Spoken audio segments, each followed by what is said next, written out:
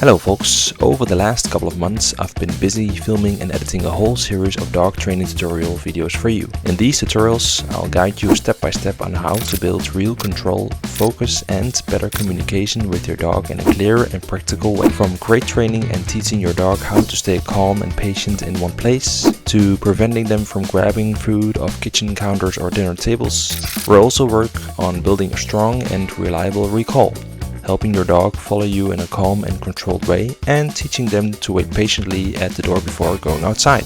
On top of that, I'll cover the basic comments like sit and down for adult dogs and show you how to keep your dog's attention on you even when there are distractions happening around you. All of these exercises are broken down into simple, easy to follow steps that you can start applying right away in your own daily routine.